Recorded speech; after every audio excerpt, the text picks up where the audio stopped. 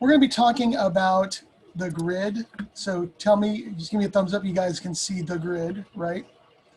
And it's really important when you're creating a publication like a magazine or something like that in InDesign or anything, that you have a grid system that keeps it straight, that keeps your items aligned, and it gives you like a framework. Literally, a grid is like the skeleton or is like the structure of your magazine. It's like the framing of your house that you like nail the walls onto or whatever. It's what holds it all together. So in its most simple form, we have here, and I'll put this up, so you guys just watch and follow along. I'll put this in Schoology.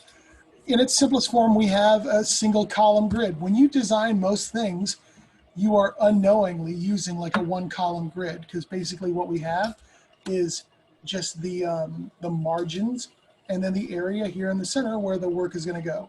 So that is just a one column grid. The problem is with that, you don't really have a lot of framework into which you align things.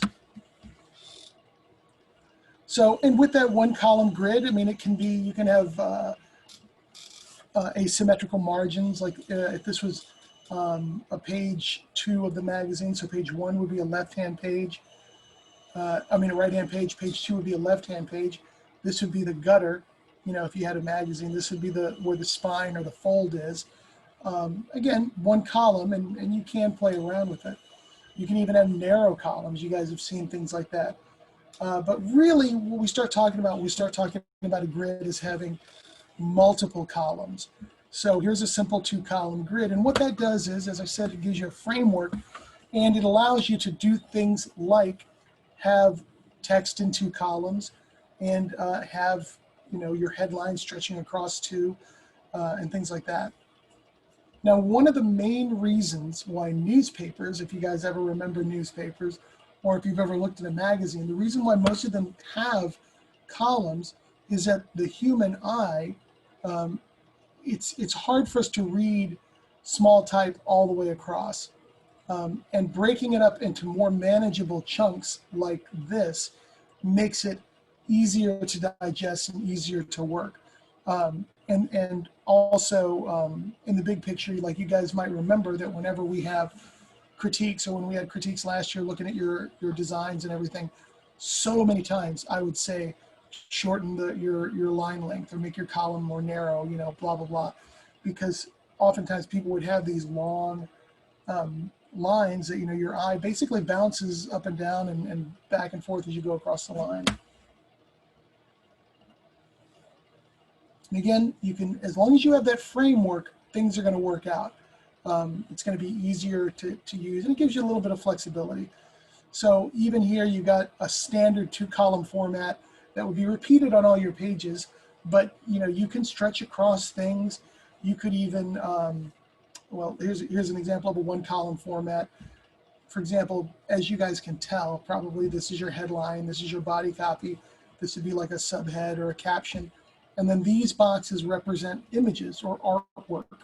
So for example, when you're doing it, the column guides or the guidelines help give you like a framework into which to size and place your pictures. Like, it really wouldn't make much sense if your picture came out just a little further, you know, than the columns. It either comes out a lot further or just is even with them.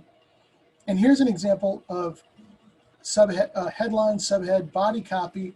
You got a text that, an image that is in line with the text, but then here at the bottom, you've got a photo that's running across both columns, etc. So you see these kind of things in magazines all the time. Now, even with, as I said, you can have something popping outside of it. Here's a little bit of text wrap, which we learned about the other day. Having that framework makes it work. And these are just a bunch of different examples to give you like ideas of how you have that. So, whoops, I need to zoom in. I'm going to go to the next one. So again, it works. Now, here is what you would usually wind up having with your publication. Here is a 1, 2, 3, 4, 5-column page layout. And with those 5 columns, that doesn't mean that they have each and every line of text is exactly 1 column wide. You can see here that in this thumbnail, they have stretched across, type across 2 columns. This little call out is 1 column. This caption is 1 column. This artwork is floating in the center of 2 columns. This picture is 2 columns, and this one stretches across, etc., etc. And you can see by having the grid, it's just more regimented, and it makes a little more sense. Now, down in the marker comp, they've gone a little, you know, they've moved this over to the middle and stuff, but still, it feels right. It feels more regimented, and it feels more orderly as you're going through. And you can have multiple variations. You know, stuff can go outside. You don't have to use every single column. Here's 1, 2, 3, 4, 5, 6 columns. They're only putting text in one of them. You know, you can see how the photos all work, etc. 2-page spread. This dotted line represents the fold. You've got the headline going across the top, images, and all this other stuff. More examples of, once you have that framework, it's up to you how to use it. You can also combine, and you see this a lot in like lifestyle magazines or whatever, like People magazine or even Esquire or GQ or something like that. On a single page, you can have more than 1 column format. If you look, we've got a 3-column format for this article down up here, and at the bottom we have a 4-column format. And we'll see that, like, this could be a movie review or something, and then this could be like a style guide on the same page. Doesn't matter as long as you have that, that regimented grid work. Same sort of thing here, 2 columns versus 3 columns. Now, technically, a lot of what you really want to get into is more than columns, more than just the vertical division of space. Also, you would have the horizontal division of space, which would give you this kind of a grid work where, and you can just see how everything fits into place. Now, honestly, this doesn't hamper you. This doesn't make it harder. If anything, having a good grid design makes it easier for you to design. It makes it so that you don't have stuff just haphazardly placed. It all makes sense. And so that's what's really, really cool. And you can see here, if I were to erase, the grids, you would never know. I mean, it just looks straight. It just makes sense. And here's like a little fun, like curvy kind of thing. So let's take a look at an example of why alignment is important in design. And these are some really, really simple examples. But so if we look at this one, it looks like a pretty good design. It's all together right. Well, that's because like this is flush left, this kind of lines up here, the building design, all these things kind of line up. Well, not kind of, they do line up so that it's clean looking and it looks like there was some sense placed into it. So here's a typical example of something that you might see somebody create. Here's a certificate of achievement, right? And yeah, it does get the job done. I mean, it looks like a certificate of achievement, but check it out. What if we had like used the spacing and thought about line length better? So to go back, look at this. Look at the spacing for achieving finalist status in the Tri-City area. I mean, really, really long elementary spelling bee, 1 line versus bringing it all together, right? Making the alignment right. This is over here on its own. Why isn't this space equal to this space? Or what is, why do these things not line up?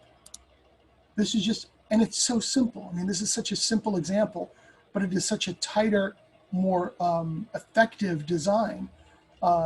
And again, I always say stuff like this to you guys, like watch out for your margins, watch out for your spacing. Why is it so tight up here and so open down here? And what is this empty space in here? Why, why is it there? It's just a bad design, okay? So here's a little ad that you might see in a newspaper, right? Or in a newsletter or something. It gets the job done, but can anybody point out some things that maybe aren't right? Like, anybody have any ideas? I feel like the headline could be a little bit more in line with the top of the image. Like it just Mhm. feels really tight. Right? Jump being by itself. What by itself? This? Jump, yeah. Yeah, that's terrible, right? And then of course, because this is by itself down here, there's that extra space here. What about the way this stuff is like lined up? Oh my gosh, Like, they're not aligned at all. Like they're mhm, just kind of in the stare motion, but not even like purposefully. It just looks like they didn't know how to align it. exactly. And let's look at a better version of this. So same amount of space, same size ad, but now what we've got, because of better spacing, better line length, now look at how this stands out. Like before, this kind of gets lost in here. I mean, it stair steps in, but it also gets lost, and then like this runs all the way down here, and there's a weird amount of space. But this is so much better. It's so much more easy to read and to communicate, and that's the job. You have to communicate. So this just works. And that's what's funny. I mean, it doesn't get any more simple than this. But you can see where even on the most simple layout, a tiny little ad like this, or a simple like certificate, how much better it looks with proper alignment and proper like grid structure. Because if you're thinking about it, like you can now kind of see the grid. You can see the alignment here, and all this other stuff. So it just works better. So I'm going to pause this for a second. So here we are in InDesign, and I am going to create a new document or a new layout for a magazine. So the first thing that I'm going to do is I do want to change this to inches just to make it a little simpler. And most magazines aren't going to be 8.5 by 11. They're probably going to be a little oversized from that. In fact, I had a magazine, for 1 second.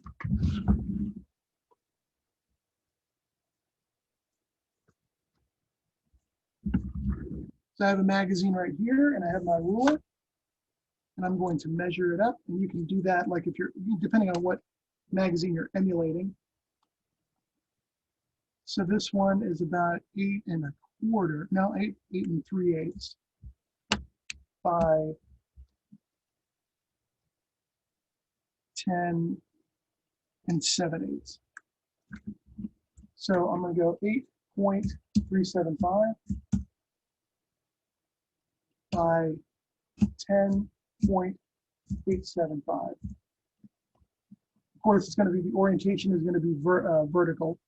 And because it's a magazine, we're going to have facing pages. So I'm going to click on facing pages in InDesign.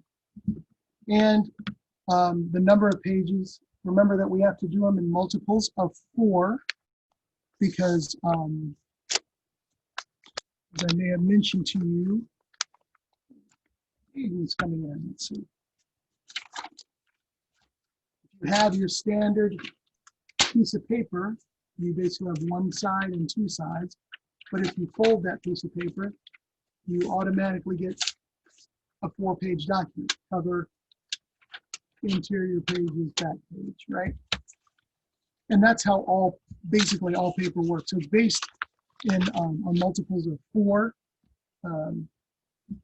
which basically, depending on the size of the press that it's printing on, it could be based on 8 pages, 16 pages per signature, which we'll get into. But the bottom line is it has to be multiples of 4. So I'm going to give myself 8 pages, not 18, 8 pages. And starting page is going to be page 1. Now we didn't talk about this before, but right here it says primary text frame. If you click on that, that means on every page it's going to automatically give you a text box that you can click in and start typing. I don't want to do that, but this is what I want you guys to see. From here down is what we have to kind of really work with. So we're going to talk about columns. That's going to be our grid. So when we have columns, I'm going to set up a 4-column format. And then the gutter is the space between the columns. So you don't want to have unless it's like some artsy magazine or something, but you don't want to have a super wide gutter. you probably want to have something around, even a quarter of an inch is a lot. An eighth of an inch is too little. So I would probably put it at somewhere like point, well, let's just say 0.2. So my gutter is going to be 0.2. Now, margins, and this is what's really important.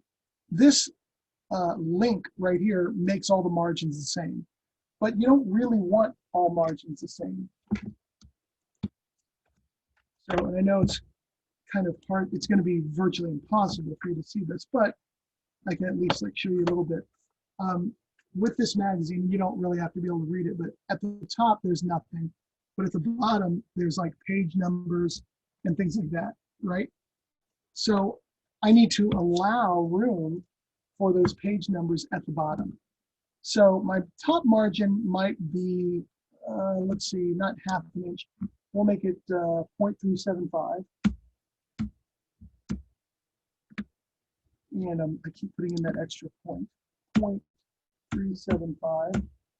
And then my inside and outside. Basically what inside and outside means, because I chose facing pages, this is the inside margin, this is the outside margin. So inside and outside. If I did not choose facing pages, watch, it will say left and right. But because it's facing pages, it knows I'm doing a publication. So it's inside and outside. So I'm going to make my top 0.375. I'm going to turn off this link so that it doesn't apply those values everywhere. I'm going to make my bottom half an inch. I'm going to make my inside 0.375, my outside 0.375. Now, one thing to keep in mind, if you do, the thicker the book, there's a thing called creep, where the inside margin will have to be increased. Because if you think about it, like when you take your textbook and you open it up and it's got that V in the center like that because the pages are going down into the middle. Well, as you have probably experienced on a really thick book, you know, that V or that where it goes down to the center can be really far. And so you may have to like adjust that. We're not doing that now because our magazines are not going to be thick.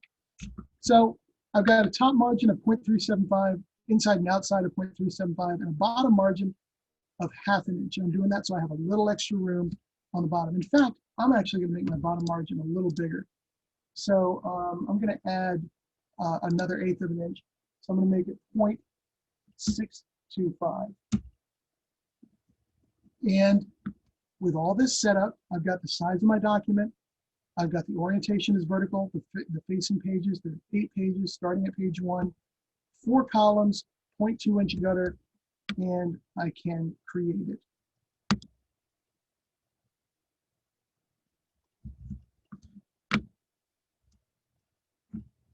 And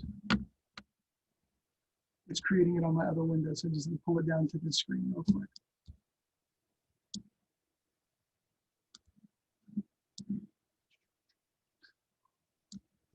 Okay. So here we go. So you can probably see that I have got my page 1, because remember, it's just like a magazine. I mean, it is a magazine. I got page 1 by itself, and you can see 2 and 3 are here, and all the way down to the 5th one, or I'm sorry, the back one. So page 8. So if we were doing this, and I'm going to do place an image in here. So when you're designing the cover of your magazine, you will more than likely create your cover in Illustrator. You can create it in InDesign, but you will probably want to create it in Illustrator. So let me see.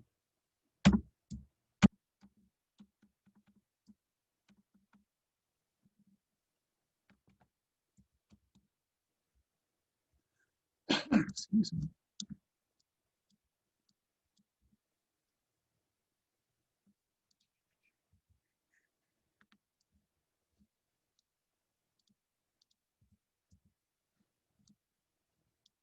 All right, so I'm just going to grab a cover design. I don't know that this is going to be a good one, but I just want to have one in here.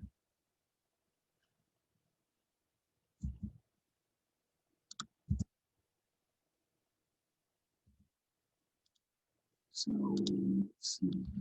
I'm going to place this in here normally just by going File, Place. Now this file has the front and back cover. So I'm going to crop, because I'm in InDesign, I can crop it. Actually, it's the front cover, the back cover, and the spine. So I've got this magazine cover goes right here. So I would bring that in there, and that would be good for the cover. Then, so cover is different. Let's go in here to pages 2 and 3.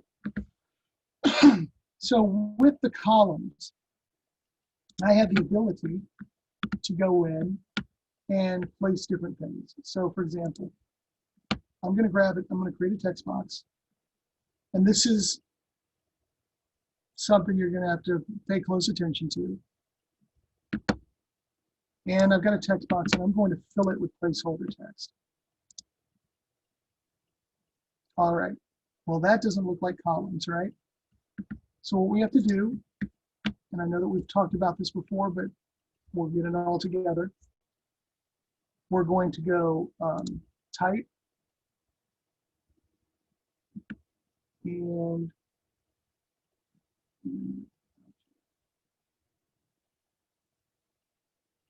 I'm sorry, it's object, text frame options, which is Command B. And this is where you would put in your same values that you did earlier. So 4 columns with 0.2 of a gutter. And now when I do that, it slaps right into place.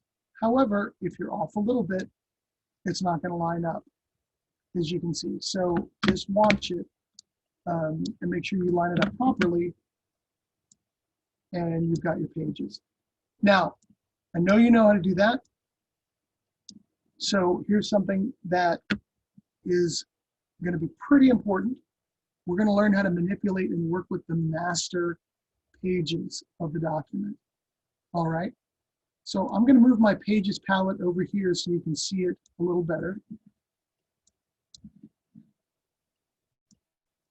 And if you look, we have my pages, as I showed you, 1, 2, 3, 4, blah, blah, blah.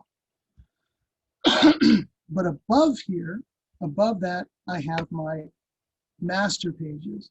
Now, the first option, it says, is none. That means having nothing applied to it.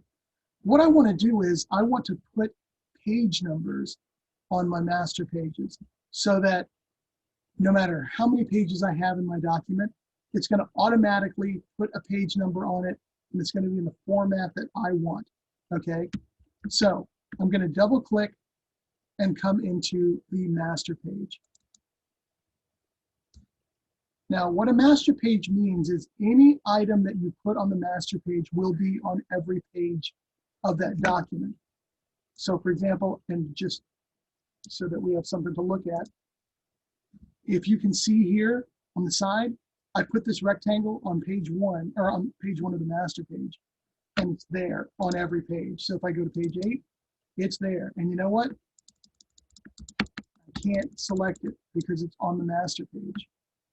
So I'm going to come back to the master page, and if you watch when I move it over to the right side, now it's on the right master page. So that means on page 7 it's there, but on page 8 it's not.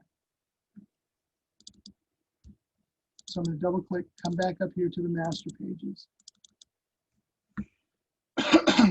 So what I'm going to do is I'm going to insert a page number so that it will automatically put the correct page number on each page. And we do that by grabbing, we're on the master page, we're going to grab our text tool, and I'm going to draw a text box down here at the bottom, and I'm not going to type in a number. This is the important part. I'm going to say type, insert special character, and that's not it yet. You got symbols, markers, hyphens and quotes, blah, blah, blah, others. Markers is what we want. We want the current page number. So I'm going to do a quick screen grab.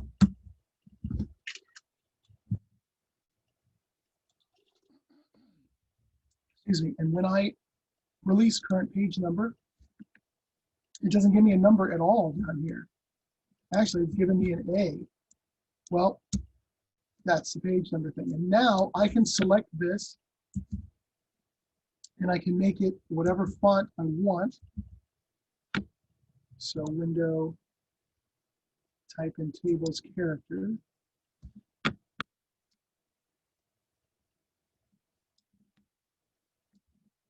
Sorry, it's up here on my other screen.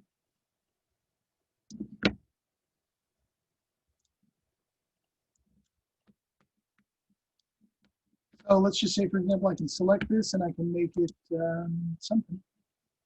I like this font. And I can make it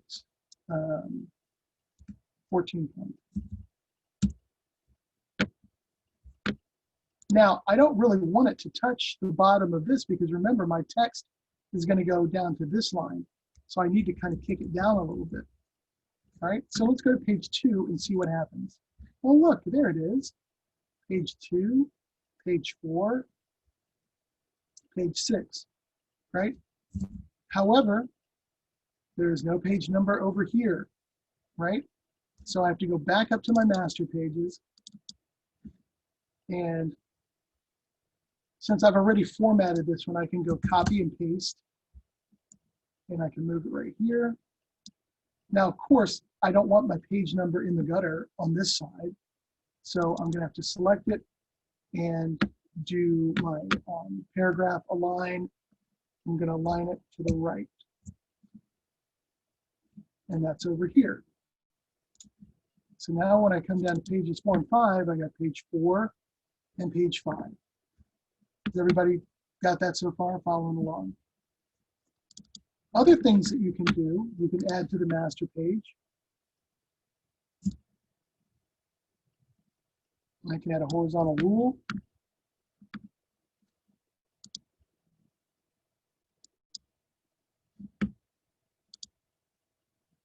Make it half a point, move it up a little bit. Sorry, guys. And I can also put another text box, like the name of the magazine.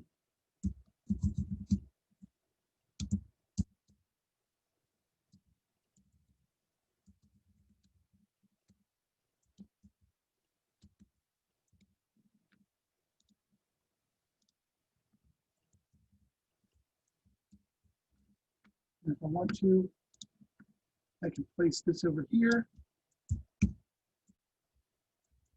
Probably wouldn't want to do that.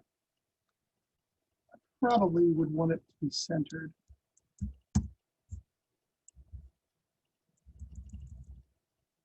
I'm just kind of eyeballing it right now. And in case you're curious, another thing that you can do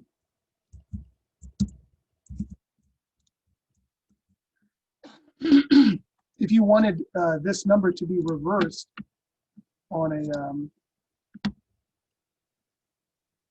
in a like a black area, for example,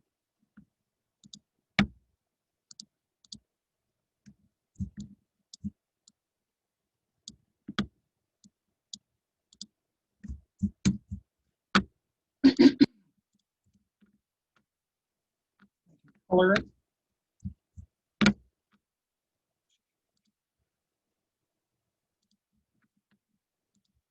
Move it over. And actually, in this case, God, sorry, I would probably, darn COVID, I would probably actually want to make it more like this and center it in that box. And I can align it top and bottom. And I know my numbers aren't going to have like ascenders and descenders, so I don't really have to worry about that. So if that's the way I want it to look, I'm going to go ahead and delete this one and copy and paste. Move this over. That's going to take forever. And I can grab these two things and I can align them to the right. We're going window object align, which is apparently open somewhere on my screen. You just can't see it.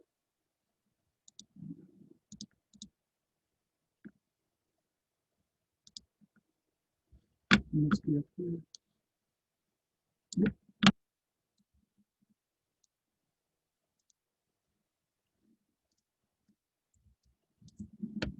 And now when we come in to pages 4 and 5, this is what we got. It's automatically doing the page numbers, and it's got my information top and bottom. So if we come back up here, this is what my document is looking like. Okay. One other thing when dealing with text boxes, if you see a plus sign here at the bottom, that means there's more text, and you can click on it and bring it over here to this page. Now, there is no more text in there. There was just like a little bit. But I can also open this one up. Sorry, I've got way too many outlets open. Command B 4.2.